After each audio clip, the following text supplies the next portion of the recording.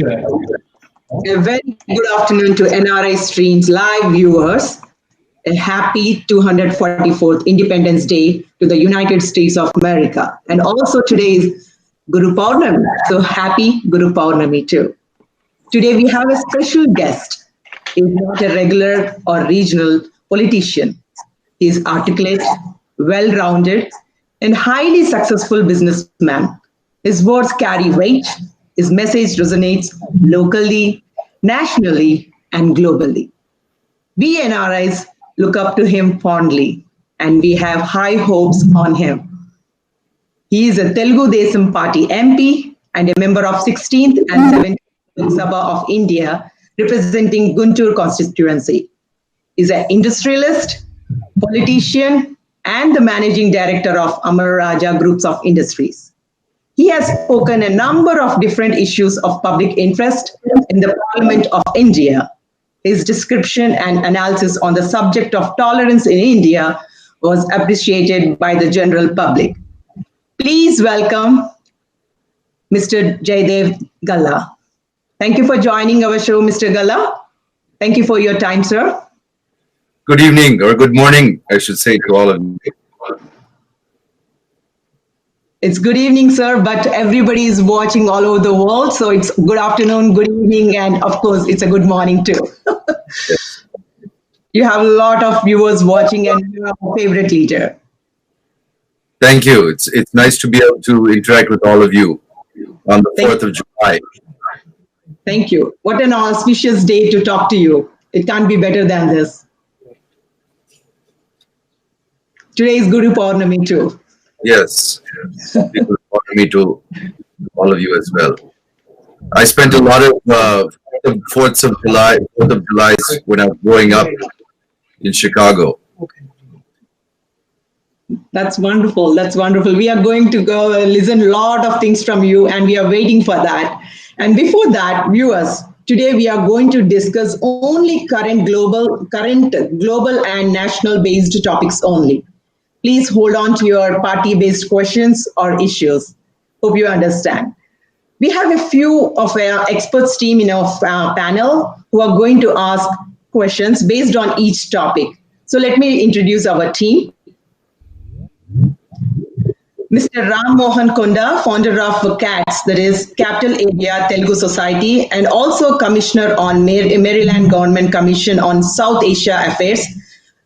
Please welcome. Thank you, Sri. Thank you. Jayadev Galla on the show. And now we have Bedluri, Board of Director at Greater Washington Telugu Cultural Sangam, GWTCS, and Chairperson of TANA. Hello, Jay Garu. Thanks, Shri, for inviting me. Thank you. Thank you for joining us, Yash. And we have Mr. Sridhar Apasani, Chairman of North America Telugu Society, that is NATS. Hello, good evening, Jayadev Garu, and thanks for having me in this program today. Thank you. I'm glad to join here. Thank you, sir. Thank you for joining in.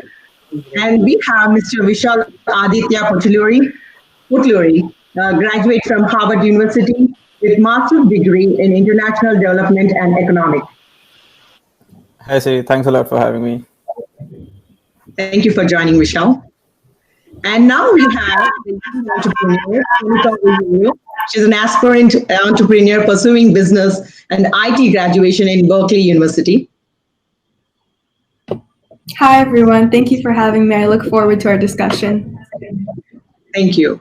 And I want to join Mr. Ram Mohan Konda to start your questions.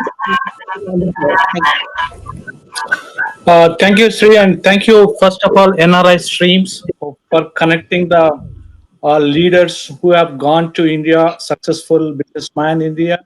It's very good opportunity for all our Indian community to listen, learn, and maybe to do some back home business with Jayadev Galla, who is a very successful person. Sri, I'm based in Maryland, state of Maryland. I moved here like 26 years back to United States. Right now, I'm a commissioner on Maryland South Asian American affairs.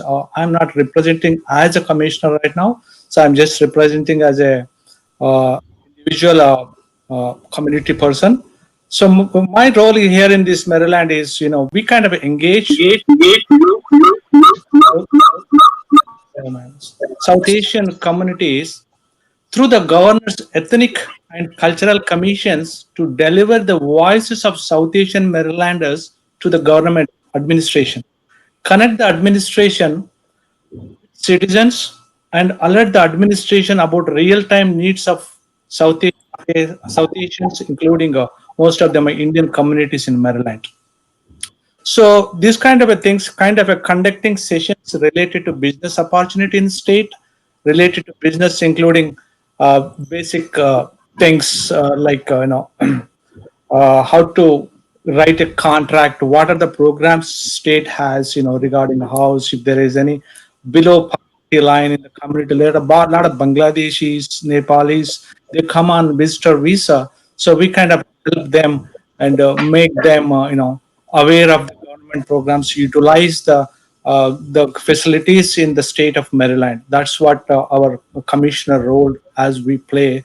So it's kind of it's helping the community where we live in. That's my kind of approach. I kind of involved. So before that, I kind of involved many non-profit organizations in the U.S. national organization and states, and also some Asian association. So I don't have anything to say more about this, MP, Member of Parliament Jayadev Galla. So rather, I kind of need to know more about from your side on current situation. Maybe most of the viewers want to know what's happening in India. Since you are a member of Parliament, more vocal. I have seen your debate, in Parliament. So the first question I have is, if it is okay, Srigar, I can go and talk, or Mr. Jayadev wanted to say something before going there. Go ahead. Please go ahead. Yes, thank you. See, sir, first question I have is, when the government started in 2014, we kind of started as a Make in India program. So my question to you is, since we have a lot of, I may be wrong, but, that's what our assumption, kind of a red tapeism, infrastructure issues, land reforms. How far the Indian government is successful in that area? See, did we get any, Make in India program is working? Is it entrepreneurs coming outside? Foreign investors have problems? Foreign FDI has any issues? That's number one. So I can go on and put all these questions, or one after the other. Sri, can you guide this? One after another. Let Mr. Galla can answer that, and then we'll move on to the next question. Thank you. So can everyone see me? No, sir. We can see you. Okay. Right. So thank you for that question. I think, the Make in India program, when it was announced, was a very exciting program. Being from a manufacturing industry myself also, I was quite excited by the promise of what the whole program was meant to be. But then finally, if we look, 5 years down the line, how much has it accomplished? I think there has been some definite impact. You have seen many global manufacturers coming up and setting up their own 100% owned subsidiaries in India across different types of industries. But it hasn't been very successful in terms of the Indian industry becoming self-sufficient, in the sense that it's still foreign firms who are coming to make in India. It was successful from that point of view.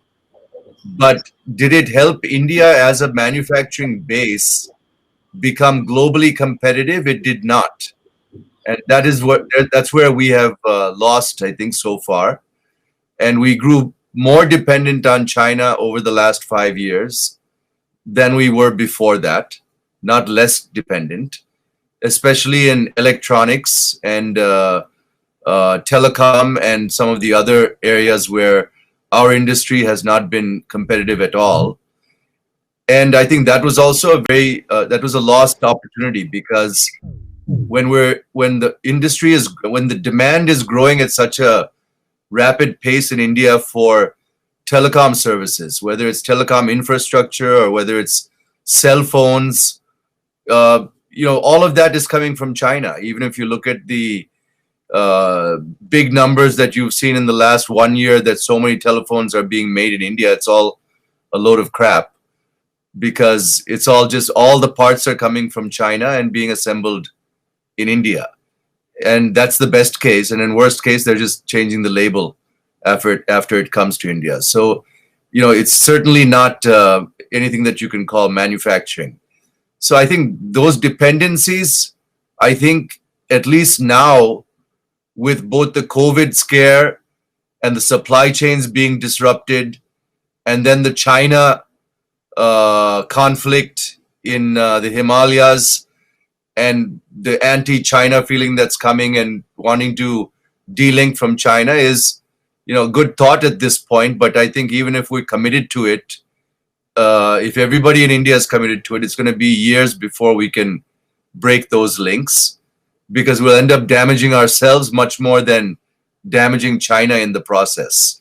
So I think whether it's a physical war on the battlefield or an economic war, I think we have to be very careful in getting over the emotion and the rhetoric and doing something that doesn't hurt ourselves in the long run or even the short run. So I think that these are all things that need to be considered. But with this, the country needs to figure out what are the areas that it needs to be globally competent in, and create a level playing field in India for companies to be able to compete in those areas. So I think this is another opportunity now that will the government be able to match its rhetoric with the whole Atma Nirbhar something, whatever it's called, right? Are they going to be able to match the rhetoric and take those long-term steps, in electronics, in solar, renewable energy, in so many areas where we don't have the technology, we don't have the design capability, we don't have the raw materials in some case. And as entrepreneurs, we can't put the ecosystem together. That's the government that has to help to bring that ecosystem together. And then many people can come into the field following those steps. Thank you, sir. Thank you for your reply. It was wonderful. So coming to in same line, you took the China name. I think China is now kind of a new East India company, but it's not a company, but I see it's a new East India company invading kind of a different countries. China has a military power, economic power, most of the big countries have a strategic partnership, comprehensive partnership, in other words, with China, that is including us as India, Australia, New Zealand, Britain, and Canada. So now they are kind of rethinking about their partnership. Example, Britain has given a 5G setup to Hawaiian company. Even I think like India also awarded that. Britain started reviewing the thing again. Hawaii's daughter has been arrested on American warrant in Canada.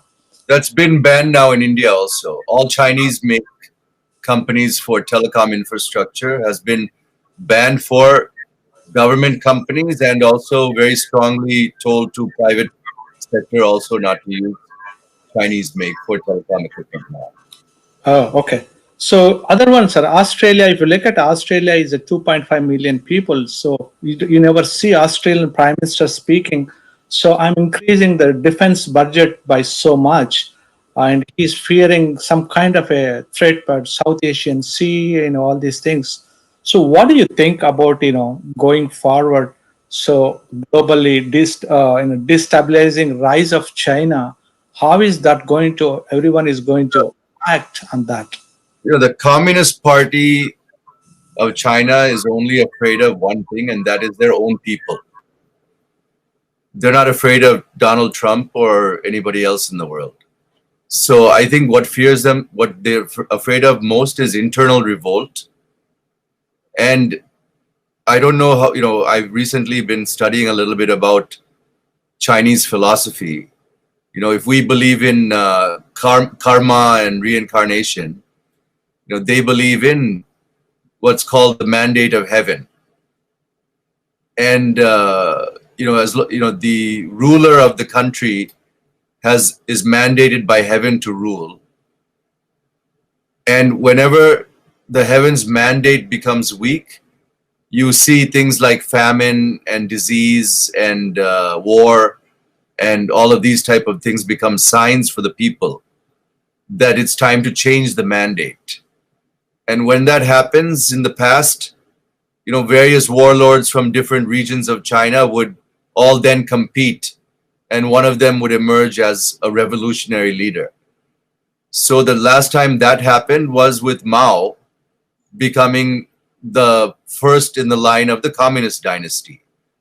So now this empire have their ambitions have become outgrown their capabilities finally, I think, and they're finally exposing that to the world and exposing that to their own people, and they have seen this coronavirus as a sign that they're overstretching.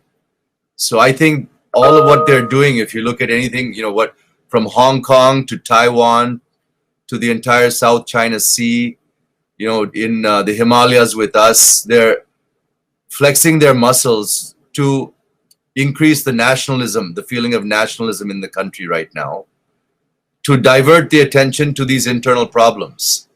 So I think these are acts of desperation. But if you know anything about Xi Jinping, he thinks he's definitely that emperor mandated from heaven, and his ambitions are limitless. So I think we have to really wait and see what's going to happen. Okay, thank you, sir. Related to that, one more question, last but one. This is about everybody's wondering post-pandemic opportunities. It's a global issue. So what is that India is, for example, it's a manufacturing, job creation, whatnot. See, this is an opportunity kind of going back to the first question, Make in India. We see a lot of small industries we hear, but it may not be true, going to Vietnam and Bangladesh. US is attracting big companies, and the US is looking at India to get something done, get it from China. So that is one thing, Next thing is the job creation. So that's where we lack of a quality education towards, what you need you are a big industrialist, you know exactly what I'm speaking on. For example, if you look at education, India FDI doesn't allow foreign institutions, Harvard, whatever, Stanford, to allow directly without going to the bureaucracy to set up and establish an institution. Just to give an example, just to apply one application to establish a university, so it's kind of a 1 million. So that is one thing, we don't have a community colleges in days that community college is worth something like that. Can you show some light on this? I don't think I understood your question. Question is post-pandemic. So what is you are in a parliament, about the policies, or what is that government is taking, Atmanirbhar is one thing, but job creation process, how is that government is going to handle new manufacturing? So are you asking about what are the prospects for job creation, or are you talking about skilling, or are you talking about education? I'm talking about everything comprehensive, skilling, education. So this has been the problem. I mean, it's been the problem for ages, and it continues to be a problem because our average age in India is still 25, and we have millions of people coming out of the colleges every year who need to be employed, in spite of the education levels being quite low.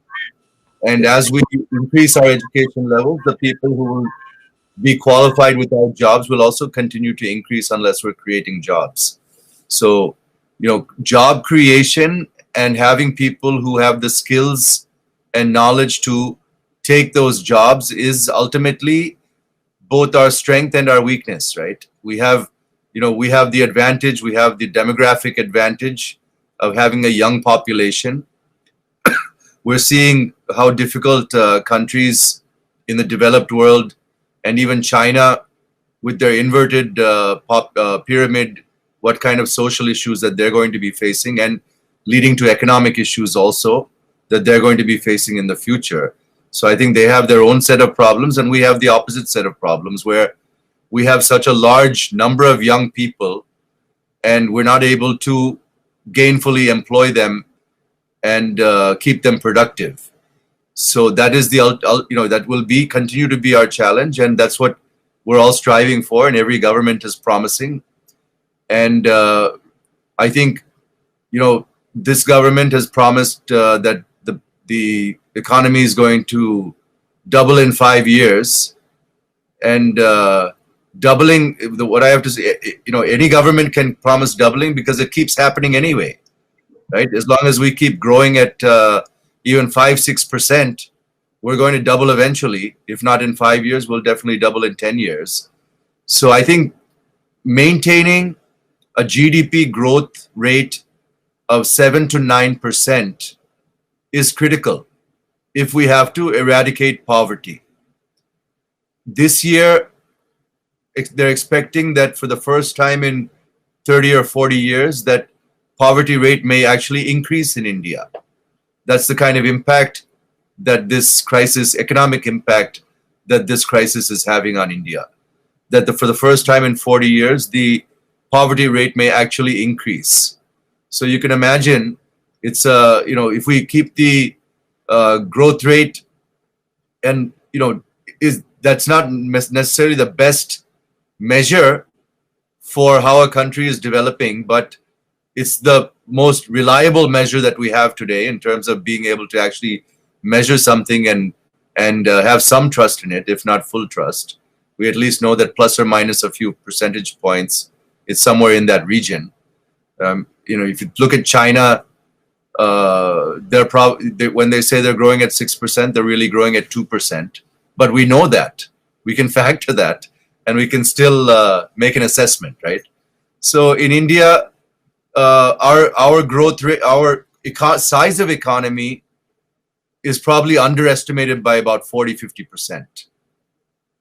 The growth rate is lately, I don't know how much to believe, but I can say at least plus or minus 2% is probably accurate. So you know these factors and you factor them in when making these assessments. You can still see how we're progressing. So I think you can see the historical data to see how India has been progressing. And going forward, this year, most of the latest forecasts are showing India having a degrowth of 5 to 6% over last year. So from a positive 5 or 6% growth that was originally expected in the beginning of the year, we're looking at a minus 5 to minus 6%, which means a swing of about almost 10-12%. So it's not going to be comfortable. It's going to be definitely challenging. There's industries that are doing well. There are industries that are completely wiped out. There are industries in between at all different levels of the spectrum. And in most industries that aren't completely wiped out, there's going to be winners and losers. And the winners are going to be the ones that pivot during this crisis, I think. And the losers are going to be the ones waiting for the crisis to get over. Thank you, sir. Thank you very much. And last and final question about this is completely to your company. So this is regarding electrical cars, Andy. How far manak electrical cars expensive India la kuda, since you are related to battery industry, lithium ion batteries manaku still China nunchi import this raw material. Recently I was reading you guys Amaraja batteries have some MOU with some company to reduce the weight of the battery. I have very little knowledge about it. Just anything up on this information would be good. Yeah, sure. If you look at the electric vehicle industry in this country, in India, it's still at a very, very early stage. There are maybe a few thousand vehicles on the road, not more than that in the entire country. Even e-bikes, still very low in numbers. E-rickshaws are doing, the unorganized sector ones are doing quite well, but the e-autos still haven't really come up. If you look from a cost perspective, because Indian market is not still a market that is going to pay a premium for environmentally friendly products. It's still, they want the economic cost of ownership, the total cost of ownership is what drives most purchase decisions in India. So if you look at electric vehicles, the total cost of ownership is pretty much become equal in two-wheelers now, but not so much in and almost there in three-wheelers, but not quite there, and still quite a far away as far as four-wheelers are concerned.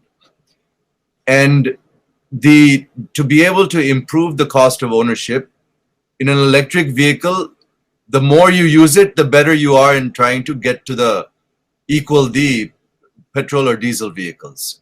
If you're using it just for a small daily commute, you don't know how many years you're going to go before you are actually to pay back the additional costs. So I think until that TCO equation gets to be equivalent to petrol and diesel, it's going to be a hard sell to get Indian consumers to switch over. Thank you so much, Devar. Thank you so much, Sri, for this opportunity and very informative, very good information. Thank you, sir. So now we have Mr. Yash. Yash, you can take the floor now. Hi, Jay Garu. Thank you so much for your precious time. First of all, my deepest condolences to all the Indian soldiers who have lost their lives in Ladakh, China border. And also my support to all the farmers in Andhra Pradesh who've been protesting for the last 200 days. So, first of all, you're always an inspiration to all the youngsters like us, sir. And especially you come from a district where I represent, from Guntur, Tenali, and I think we know each other there. When we see you speaking loud and clear on the issues, you're always an inspiration to us in Parliament. And youngsters like us are always are inspired by you, especially people like us for NRIs. Whenever we see you and Ramu and Naidu Garu, so we would like to come back to India and definitely like to serve for the people of India. So today, my major questions would be on Indo-China relationship related questions, sir. And after all the soldiers' incidents, looks like India is very serious on China to teach them a lesson. That's what we're trying to see in major news channels and today's day to day. But right now, India have banned 59 applications of China applications. But I think that is a start towards teaching a lesson to China. But do you really think that will really help anything to China or India by banning 59 applications rather than having a lot of other applications or a lot of investments where indirectly China have funded many more companies like Swiggy or like PayPal or like Paytm and Zomato? There are a lot of number of companies where they're trying to fund Ola cabs and all that. So that kind of revenue is more than what we are targeting of the first 59 applications. So what is your take on that? Well, what's been invested has been invested. I don't think anything short of actual war, we're not going to be able to get them to take that money out of the country unless they want to take it. So that's something that's already invested, and we have to live with it, or we need to do something which is against all international law and norms to be able to get them to leave the country if we're not at war with them. So that's something we need to accept. Having said that, the knot is very big, and it's a big knot and a very tight knot. And if we have to untie that knot of China, dependence on China, as I was saying earlier, it requires political will to be able to make the necessary investments, either through the public sector or funding the private sector, to invest in long-term capability building and capacity building in strategic technology areas that currently India has no competence in. You know, electronics was on its way to becoming larger import bill than oil, you know, until oil crashed recently. So if oil hadn't crashed, probably by the end of this year, the import bill for electronics would be even higher than oil for the first time. So we're on that path. You know, when oil goes back up, even if it doesn't go up completely, if we still keep consuming electronics from China the way that we are now, that's going to continue to go up. So, you know, what are we doing about it? We don't have a single manufacturing facility that makes a silicon wafer in our country. You know, so we talk about digital technology. We don't have the basic building block, not a single one in the country. We don't have anybody that can design. We don't have anybody that can do anything because we've not created that ecosystem that's required.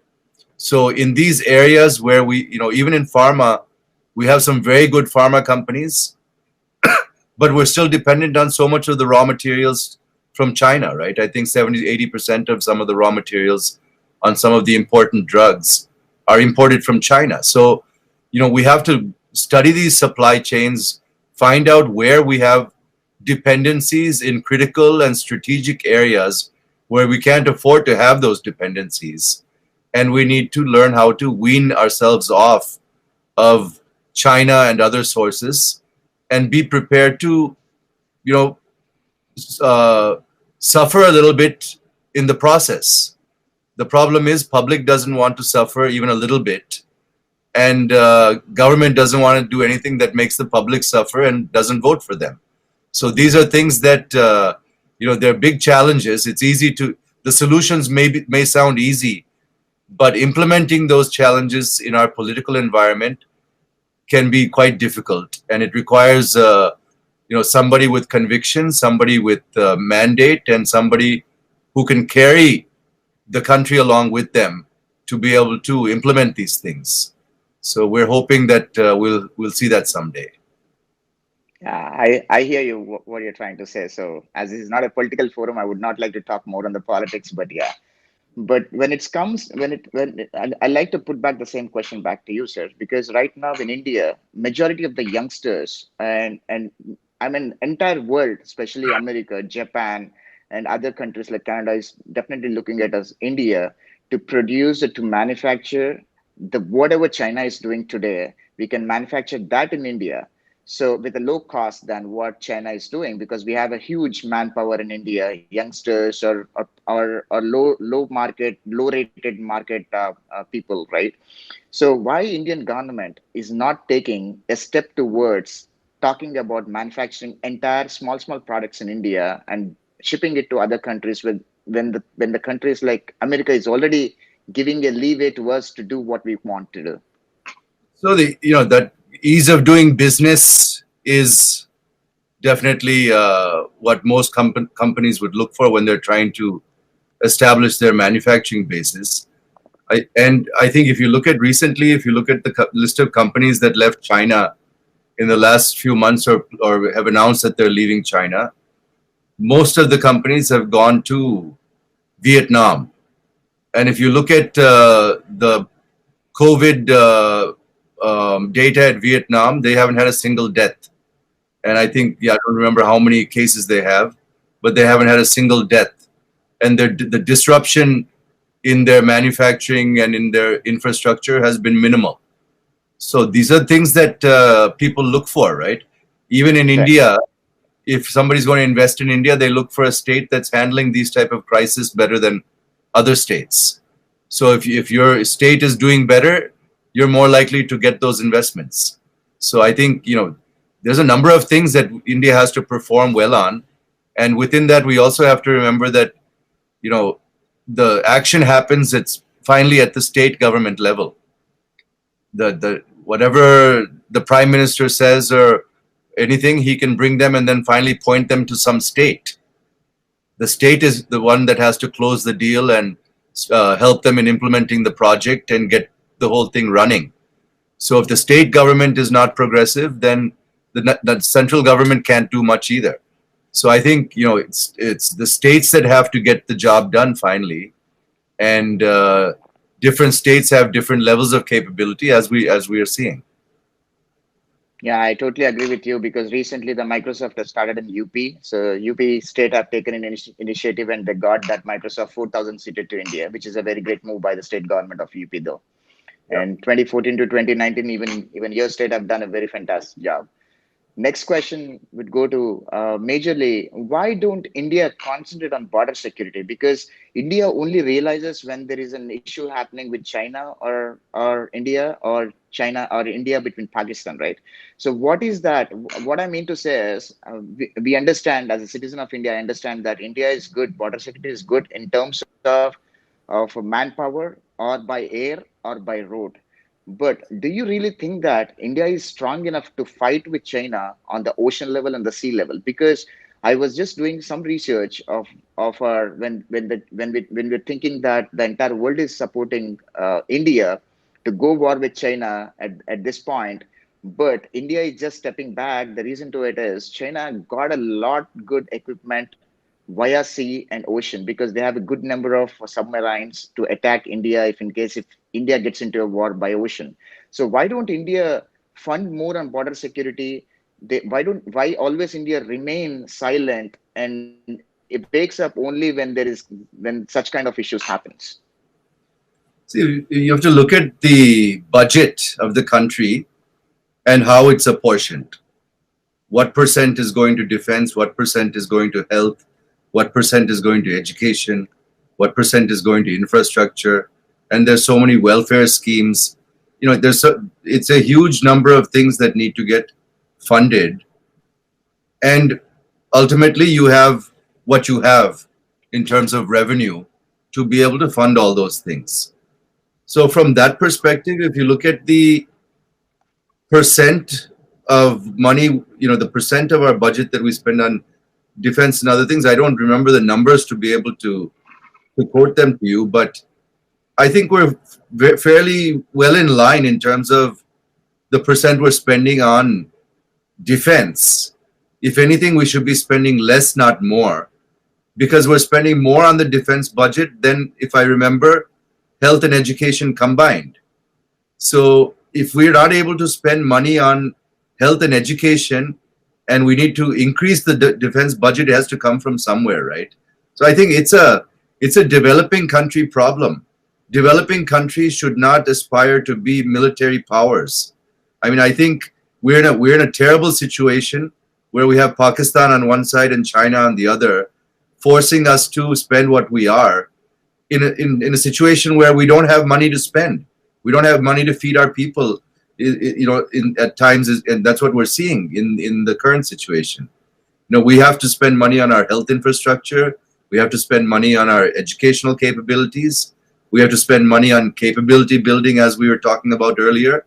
There's so many things that need to be done.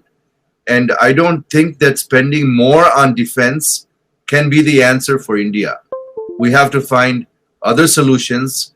You know, if we're not able to stay out of alliances, maybe that it's time to get out of that wishful thinking of, you know, splendid non-alignment strategy, and tie up with people who we need to tie up with and get on with it. Because if we think that we can take on China, I think we're mistaken.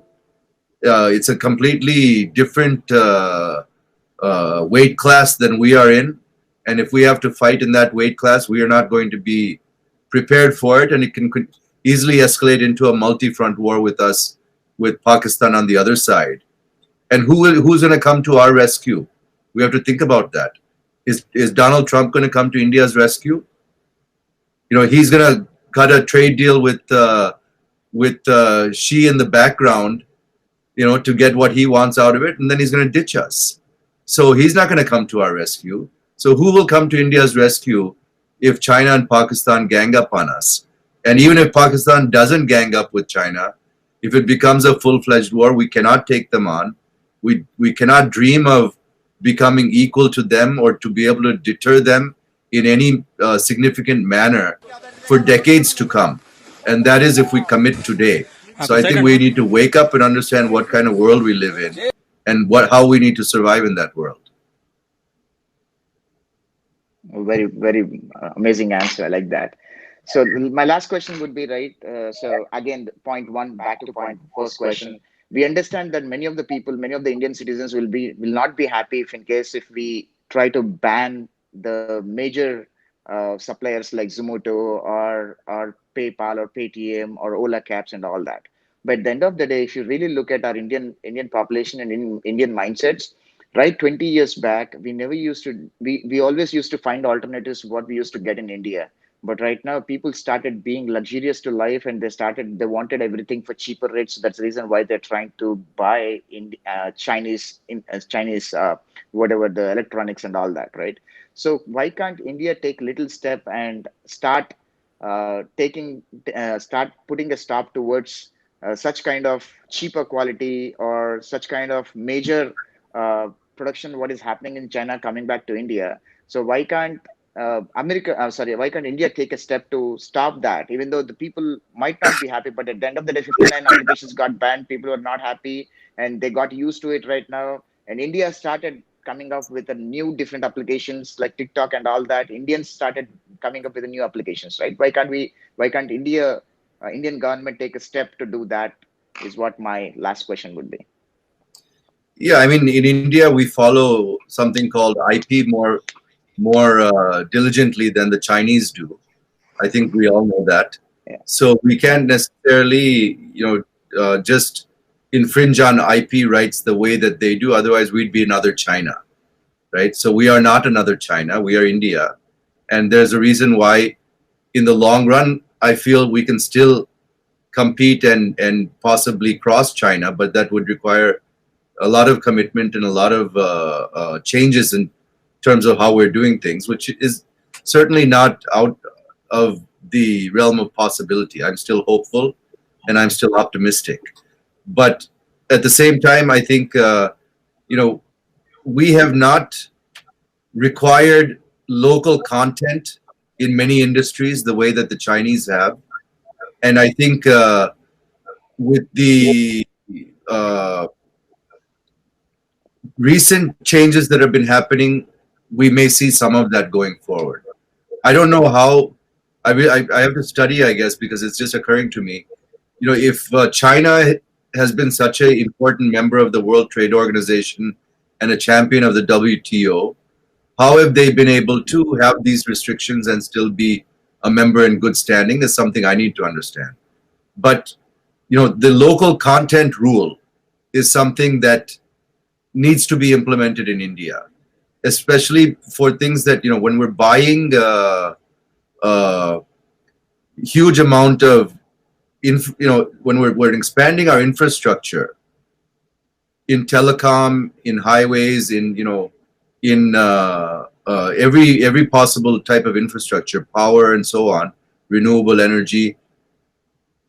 What is the content of what we're putting into those industries? How much of that is being manufactured, produced, designed, in India is still too small. It's probably all the low-tech stuff, all the metal work, all the fabrication, all the civil work, all that stuff will be made in India, but all the technology is not made in India. None of the technology is made in India.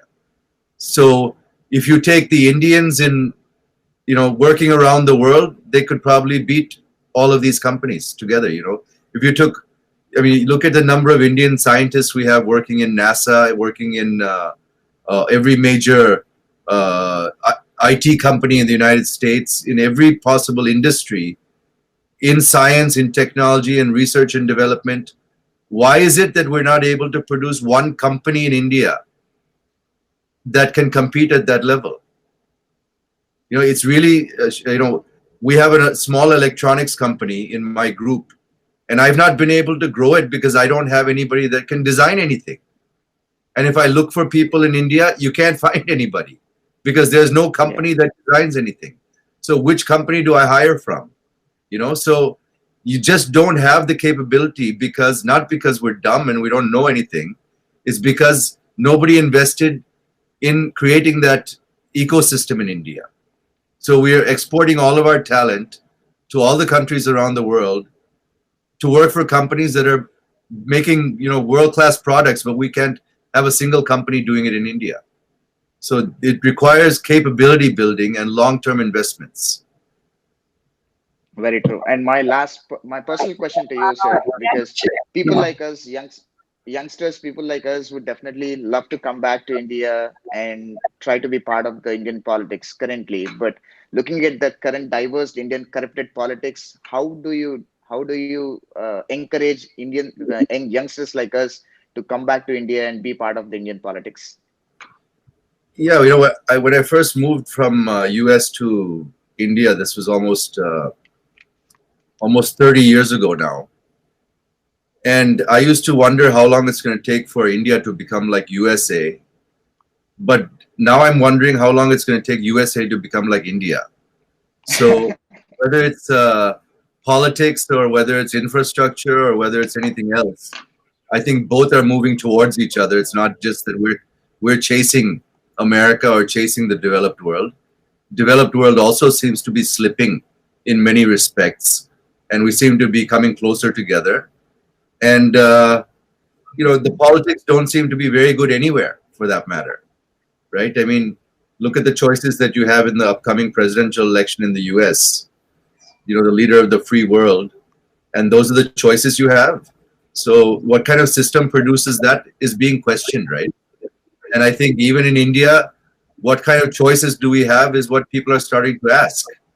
And when the choice is Modi or no one, or Modi or Rahul, that means basically no choice, right? So I think countries around the world are starting to question their democratic processes to understand what kind of a system can produce these type of results. And if these are the kind of results we're going to be getting, I think the basic systems itself are going to be questioned. And I think we're getting closer and closer to that in every election cycle. All right. Thank you so much, sir. Thanks for your time. Thank you so much, Yash. And a couple of things I really liked about it. We are not in another China. We are India. And also, we are missing a leader like you here, Mr. Galla. You should be here, and we want you to be a senator or a great leader. Thank you. But I spent first half of my life in America, so I still love the United States, and I still consider it as much home as I do India. And I miss the US when I'm in India, and I miss India when I'm in the US. We do the same, yeah.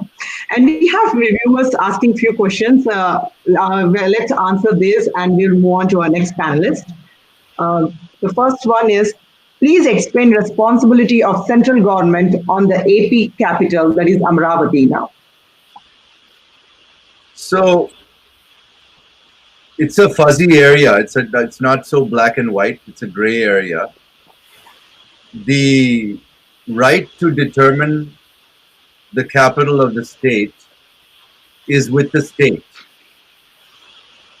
If the center doesn't want them to make that choice, there's a lot of things they can do to prevent them. So if it's not easy for a state to change the capital, if the center doesn't want them to, is not happy with the choice that they're making, there's a lot of things that can be done to make that not happen, other than even though the choice is not with the center. So while the choice is legally with the state, the center can play a significant role in ensuring that the state doesn't make a, good, bad is in any, people can have different opinions. But if the center doesn't want them to make that choice, there are definitely ways for that to happen. Thank you. So in other words, if the Prime Minister doesn't want capital to be changed from Amravati, then it can be prevented from happening. But if it happens, that means that they didn't feel strongly enough to prevent it. Not that they don't have the legal power and they can hide behind that. But if somebody wants to prevent it, they can stop it from happening. Thank you, sir. And we have one more question. That is, what is the future of India down to 4 years under Mr. Modi's rule? Right now, I don't think it's about Mr. Modi or Mr. X or Y or Z. It's about Mr. Corona. What's going to happen with Mr. Corona is going to determine our future more than anything else. So I think we're living in a very different. It's not a normal times, and I think all governments are being, there's different people. I think the governments are going to perform the best. The economies are going to be performing the best are the ones that control the coronavirus over the next 2 years. Whoever doesn't control it those economies are going to lose a lot, and the countries that are able to control it and the states within those countries that are able to control it are going to gain significantly. Yeah. And the next question is, when justice will be done for the Amaravati farmers? Your guess is as good as mine. I'm also very much in the fight. Amaravati comes under Guntur Parliament constituency. Though I don't own a single cent of land in Amaravati, people accuse me of that when I'm fighting for it, but that's not true. I don't own anything there, but it's in my constituency. I was part of conceptualizing the city, part of planning the city, visualizing the city, working with the architects. I was very much part of that entire process, and Amaravati happens to be my grandmother's name as well. So I have a lot of emotional attachment for this project, and I really hope that better sense prevails, because this three capital idea is going to bankrupt our state. I mean, if the argument was that Amaravati is going to bankrupt us, even if you don't go with the grand plans of the Grand Amaravati, which would happen not through government investments, but through private investments over a period of time, everything we have that we need to run a capital is available in Amaravati already today.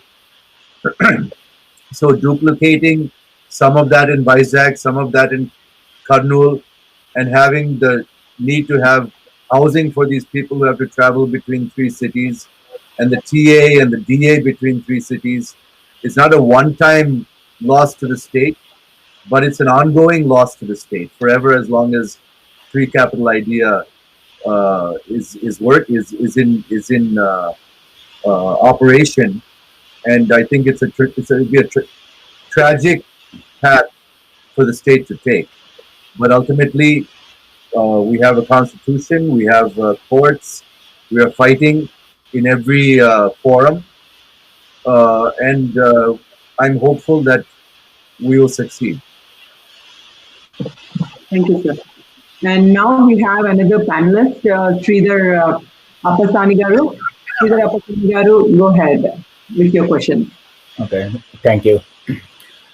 Jayadev Garu, first of all, let me congratulate you for the job you are doing, showing the dynamic leadership. It's not, you have proved that the number is not important, with just 3 members of parliament from your party representing in Lok Sabha, but it doesn't really matter when you and Mr. Ram Mohan Naidu and the dynamic leaders are like that. So you have established that leadership. So our hearty congratulations for that. You are a very young parliamentarian, a state as young as Andhra Pradesh. So I specifically want to ask you about the regional. Right now, so if you don't mind, I will ask in Telugu, because I want Telugu audience to connect with the questions and your answers, if you don't mind. ఇప్పుడు మన ప్యానలిస్ట్లోనే ఒక graduate ఉన్నారు, ఒక high school graduate going in to college. ఈ age kids, ఈ generation కిడ్స్కి ఆంధ్రప్రదేశ్లో ఒక 15-year కిడ్ 10th class నుంచి బయటకు వస్తున్నా, లేదు ఒక 21-year-old coming out of a graduating college, engineering or any arts college. What is their future and what are they expecting in Andhra Pradesh, and what do you see that they have opportunities within Andhra Pradesh, and when are they going to be hopeful? So I think the world is changing. Even before coronavirus, the world was changing in many ways, and India may be lagging a little bit here or there, but not for long, and eventually will catch up and maybe even cross the pace of change that we're seeing in the rest of the world. So, it's I think the answer is not just about India, but you have to look at what's happening everywhere, and what is the nature of work, how is that changing, how are things being automated, how are jobs being taken out of the market because of automation, because of various technologies that are being introduced today. Sometimes it's staggering, right? But at the same time, if you think about it, at one time, before the advent of cars, there used to be a whole economy built around taking care of horses, right? Right from taking care of the horses to feeding them to putting their the blacksmiths and taking care of them when they're traveling. I mean, a lot of jobs were lost, huge number of jobs in those days, as a percentage also. When blacksmiths went out of business, every town, it was a major loss for them. So there have been different eras in history when the economy has significantly transformed itself to a different type of economy, different goods and services in demand, different ways of getting those goods and services to consumers. And I think we're on the cusp of that type of major transformation right now. So I think, when kids are going through school and trying to figure out what they want to do, they need to keep in mind that what they want to do may not be around by the time they come out of college, or maybe 5-10 years after they come out of college. So rather than focusing specifically on this is the job I want, or this is the company I want to work for, they need to be looking at creating long-term skills, problem solving, communication, creative thinking, various types of skills that will stand the test of time no matter what they're doing. And they need to understand that the era of career for a lifetime is over, and now it's a lifetime of careers, and they need to know how to pivot in their lifetime into several careers, because even our lifespan is growing now. We're even in my company, we were talking about it the other day. Our retirement age is 58, and I'm reaching that in a few years. And a lot of people are reaching that who joined 20, 30 years ago are reaching that now. And we're talking about, well, if lifespans are growing, should we increase our retirement age?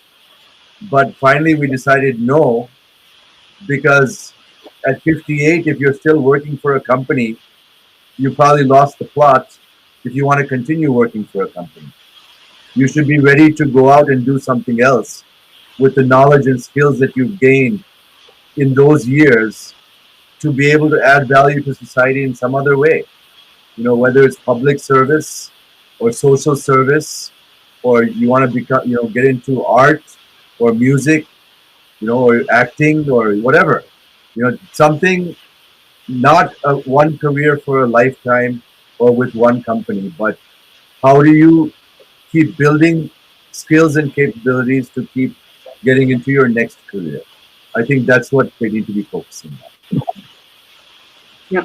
Okay, thank you. Thank you very much.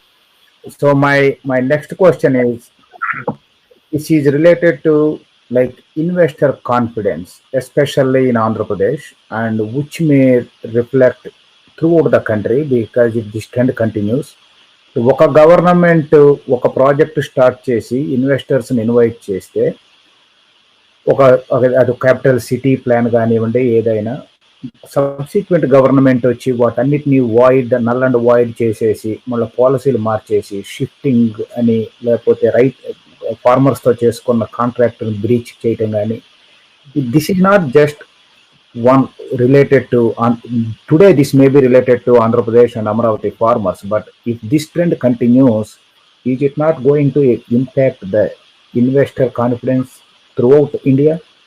Absolutely. There's no doubt about it. I brought this up in the last budget session of Parliament also, saying that this tarnishes the reputation of the entire country. It can also lead to lower credit rating for the country as a whole. Some of these things can even lead to that. So I think that the central government seems to be taking steps and ensuring that states are required to be bound by contracts. And I think that's a good move. And I was hoping that we'd see some movement in the monsoon session. I'm not sure what's happening with the monsoon session. Whether there's going to be a monsoon session or not is still not clear. So we're waiting to hear from the central government on this. Okay, thank you. But the brand of the state, the brand of the country certainly gets damaged whenever something like this happens. Yeah, sure. That is what we all are concerned about. And next question I have is this is more of a political, because you are a politician, that is the fact. Especially ఈ అమరావతి ఉద్యమం గురించి అండి. ఉద్యమం ఇది 200 days నుంచి farmers fight చేస్తున్నారు. దీన్ని ఎందుకు ఇప్పుడు అమరావతి జేఏసీ అయినా రైతుల పోరాటంగానే ఎందుకు చూస్తున్నారు? That is just in my personal opinion, రైతుల సమస్య is just one of the issue in that. అది ఓవరాల్ గా ఇప్పుడు ఒక క్యాపిటల్ సిటీ, ఒక ఇంటర్నేషనల్ స్టాండర్డ్ క్యాపిటల్ సిటీ, ఇండియాలో ఉన్న మిగిలిన మెట్రోస్ అన్నిటితో పోటీ పడగలిగే ఒక క్యాపిటల్ ఉండటం అనేది ఆంధ్రప్రదేశ్కి ఎప్పటికైనా need. And that is what makes us proud. ఆంధ్రుల ఆత్మగౌరవం ఇప్పుడు తలెత్తు తిరగాలి అంటే అలాంటి క్యాపిటల్ ఉండాలి.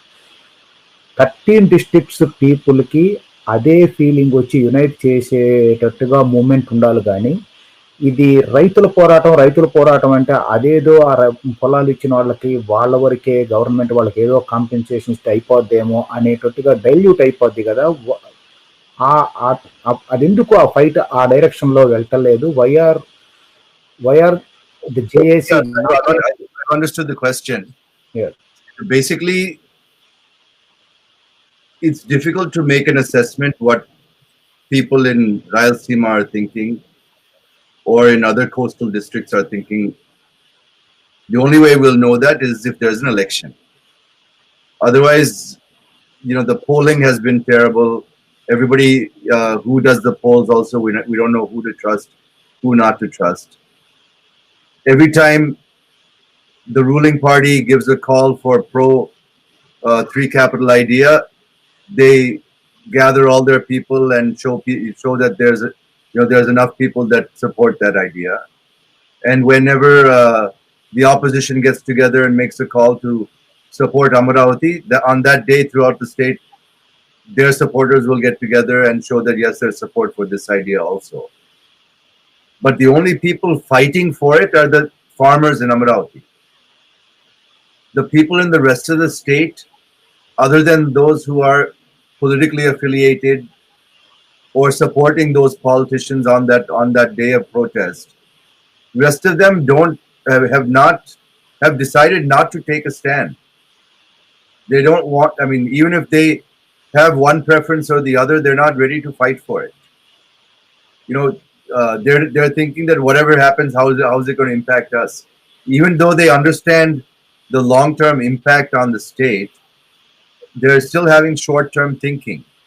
And I think if only when there's an election, you'll see if they really think strongly enough that they don't want this to happen, that they won't vote for that party again, right? But if they do, then it means it doesn't matter to them. Not only doesn't matter to be able to motivate them to bring them into the street and fight, but then they show it doesn't matter even when they cast their vote. In the last election, the fact that this government would shift the capital or make this three capital idea was never discussed. It was never revealed. So there was no election for that decision. But in the next election, this will be something that people will have to vote on. And if they don't, it shows that the apathy runs deep. So we have to wait and see. As of now, it's only the Amaravati farmers who are ready to come out in the street and fight. Even people living in Guntur and Vijayawada are not ready to do it. Yeah, that's the sad part. We should learn from Telangana people how they got Telangana state separated. The movement was all united, people united, and కనీసం దాన్ని చూసైనా ఒక స్ఫూర్తి పొందిన ఆంధ్రప్రదేశ్ లో at least ఈ capital కోసం irrespective of the politics or political stands ఆ ఫైట్ చేయాలని కోరిక. I hope farmers get the justice done for them, because ఆ పొలాలు ఇవ్వటం అంటే పెంచుకున్న పిల్లలను దత్తత ఇచ్చినట్టే. అది ఇచ్చి కూడా the problem is that people in other regions and even neighboring towns are not feeling it's their fight. In spite of knowing that that it's a long-term impact, వాళ్ళకి అర్థం కావడం లేదు, లేకపోతే పట్టించుకోవడం లేదు, కరెక్ట్గా అర్థం కావడం లేదు. I hope people will change and people will realize one day. Otherwise, there is that is why I asked how within Andhra Pradesh, a 15-year, 20-year kids, what they can expect from their future. ఈ రోజుకైతే వాళ్ళకి as far as their base is concerned, they believe every word coming out of their leader's mouth, just like in the US. Yeah, that's one thing you mentioned. We always think here also like US is going backwards. We have seen these kind of divisive politics from our childhood, and now in US we are seeing, whenever we see this, we think like US politicians are learning from Indian politicians. Yeah. Okay, thank you very much. Thanks for your answers, and they're very heart touching and very honest answers. Thank you, sir. Nice talking. Thank you, Sridhar Garu. And now we have Vishal Aditya. Vishal, are you ready? Yes. Namaste, Mr. Galla. Thank you for taking up the time, especially given the time difference right now. My question is to do with the stress being faced by the government on their finances. The expenditures have increased recently and the revenue collections have been quite abysmal. So the traditional means of financing are also exhausted because of the 3.5% fiscal deficit, which has actually expanded quite a bit already. So with this background, my first question was going to be about probably the most affected in the whole corona crisis are the migrant workers. Now, the new scheme that has been launched only provides for some employment in the NRIGA scheme. Now, if we were to imagine that you are to take charge or you have a decision-making position here, what do you think are the feasible methods to alleviate some of their issues? See, right now, the problem is that, when the fiscal stimulus package was first announced, it was announced that it was 10% of GDP. And if it was, that would have been great. But ultimately, it worked out, and it's actually worked. If you really read the fine print and go through everything, it's actually coming to more like 2% of GDP. So they need to pump in a lot more money into the economy than they're doing right now. A lot of what they counted into the 10% figure was a lot on the supply side and not on the creating demand side or putting money into people's hands. So I think if you look at the unemployment, the way that it spiked, it's crazy. I mean, in India, I think it went from what was traditionally, I think 9 to 12%. It's gone to something like 40% unemployment right now. When you look at unemployment numbers, one thing you need to keep in mind in India is that they do not count the rural population who are involved in agriculture in the unemployment figures, because they consider them as underemployed. So when you have 65 to 70% of the population living on agriculture, your unemployment figure is only applied to the balance of the people. So you're talking about the 30 to 35% of people who are not in agriculture. Now 40% are unemployed from an earlier base of about 9 to 12%. So that's a huge number of people who are out of work and have nothing to fall back on. And I think that's what needs to be addressed by giving employers support to pay salaries.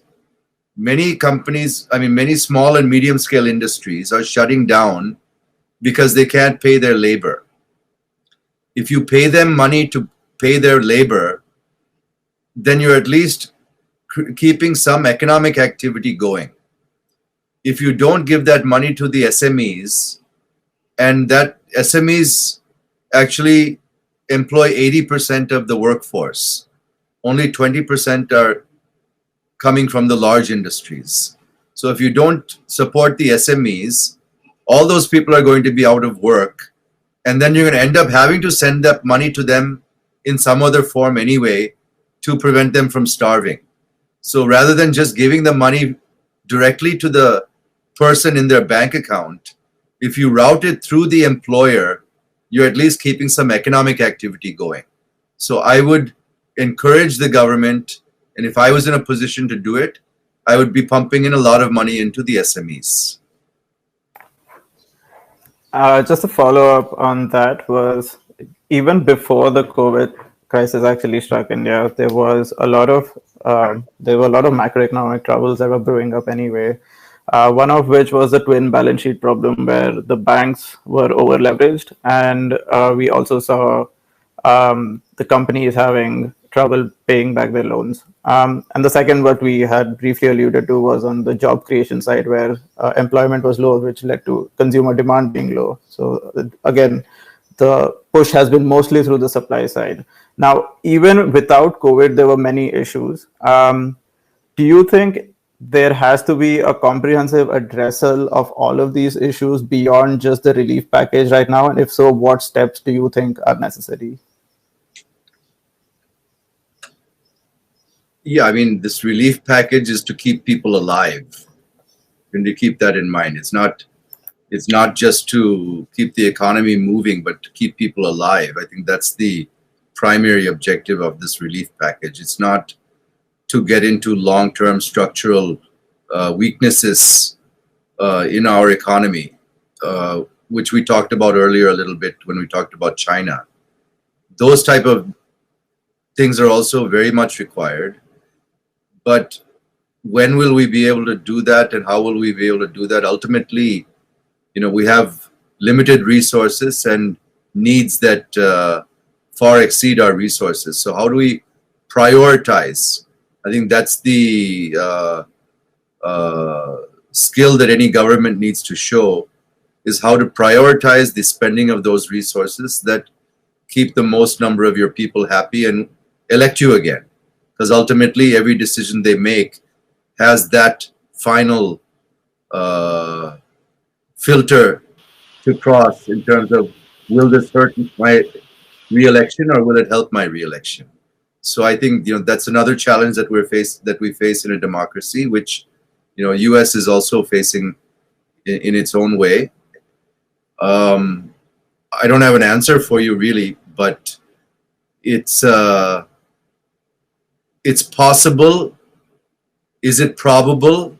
I don't know, because there's too much politics involved.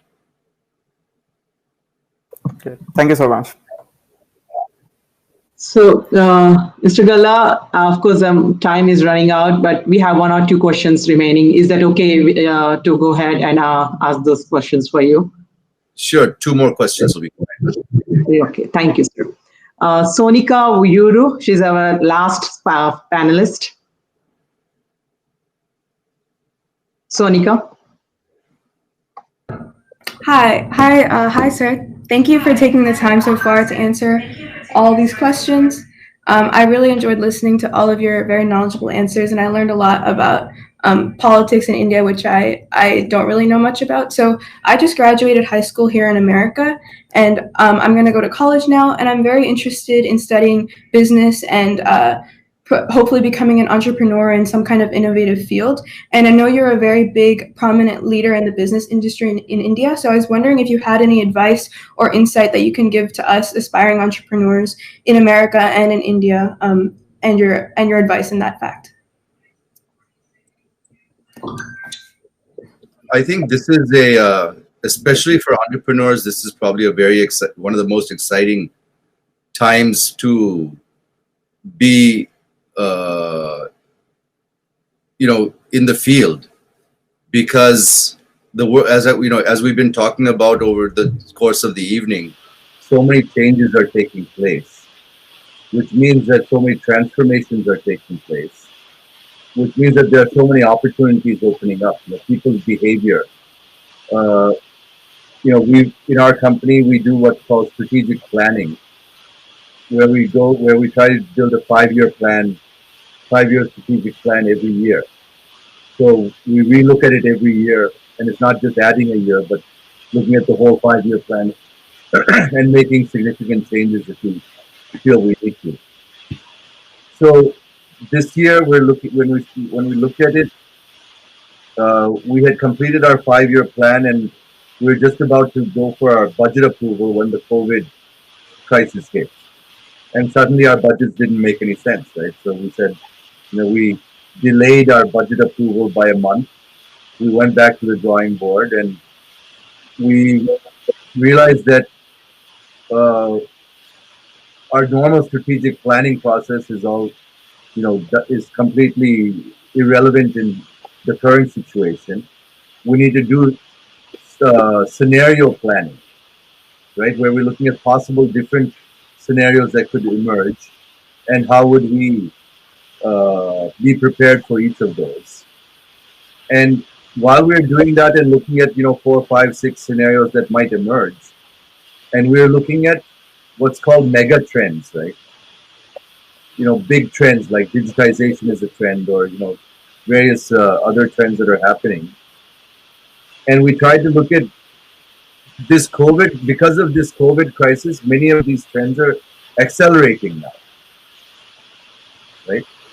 That means when the trends are accelerating, even people's behavior, it's because people's behavior is changing faster than normal, right? If you look at some of the products and services that are in demand during this COVID period, much more so than in the past, before the COVID period, where we thought, okay, maybe a decade from now, this might happen. But we're seeing that that's compressing and happening today, right?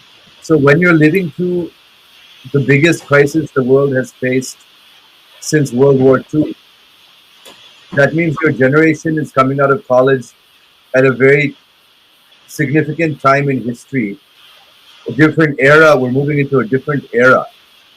So what does that mean? What are the changes that that's going to bring?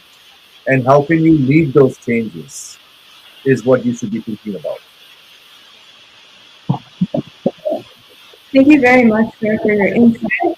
Thank you. For our final question, we have one viewer question, which Senior Upper will read out to you. I'm sorry, I'm not able to make out. Okay, నేను అడుగుతాను final question ఒకటి. నాకు ఒక viewer నుంచి వచ్చి, especially ఇప్పుడు leaders మీద జరుగుతున్న అరెస్టులు ఉన్నాయి కదా, దాని గురించి చాలా కన్సర్న్ ఎక్స్ప్రెస్ అవుతుంది. ఎవరైతే ఫ్రంట్ లైన్లో ఉండి ఫైట్ చేస్తున్నారో వాళ్ళందరూ ఏదో ఒక రకంగా అరెస్ట్ అవుతున్నారు. So what is this trend? అంటే ఇది అసలు దీనికి ఎండ్ ఏంటి? Where are we heading to? As a politician and a businessman, అది మీ దాకా వస్తుందని వర్రీ మీకు కూడా ఏమన్నా ఉందా?